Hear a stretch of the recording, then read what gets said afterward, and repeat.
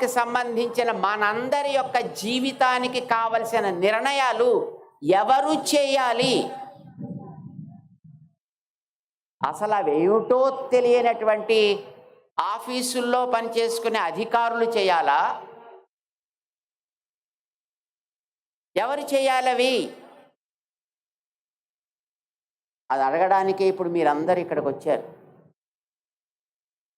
అది ఎవరిని అడగాలో మీ అందరికీ తెలియాలనే మన విశ్వ హిందూ పరిషత్ ఇక్కడ ఇంతమందిని సమావేశపరిచి ఇంతమంది పెద్దలని ఇక్కడికి తీసుకొచ్చి మీ అందరి ముందర ఇక్కడ కూర్చోపెట్టింది.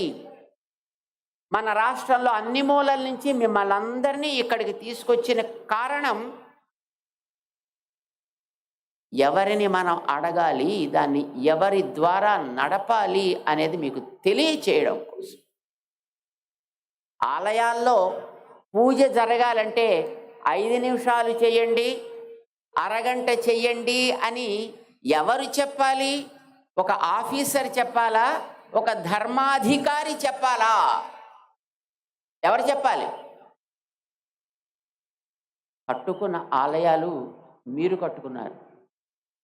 ఈవేళ మన ఆలయాల్లో, మన కాలనీస్లో, మన ఉండే ఊళ్ళల్లో చిన్న చిన్న ఆలయాల్ని మనం కట్టుకుంటున్నాం.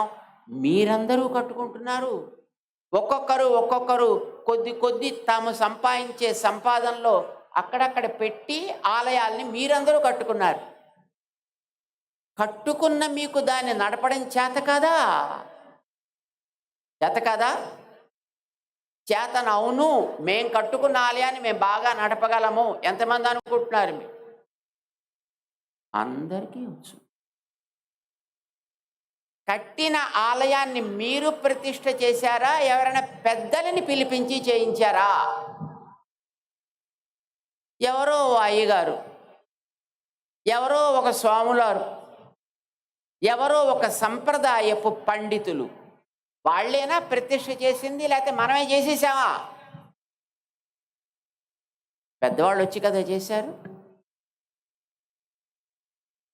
ఆలయంలో జరిగే ఏ సేవైనా, ఆలయానికి చెందిన ఆస్తులైనా, ఆలయానికి చెందిన ఆరాధనాది వ్యవస్థ అయినా ఎవరు ఆయా ఆలయాలకి ప్రతిష్ఠాదులు జరిపి అక్కడ జరగవలసిన కార్యాలు ఇవి అని ఒక నిర్ణయం చేశారో దానికి సంబంధించిన ఏ నియమ నిర్ణయాలైనా వాళ్ళ చెప్పు చేతల్లో ఉండాలే తప్ప ఆఫీసర్స్ చేతిలో ఉండకూడదు.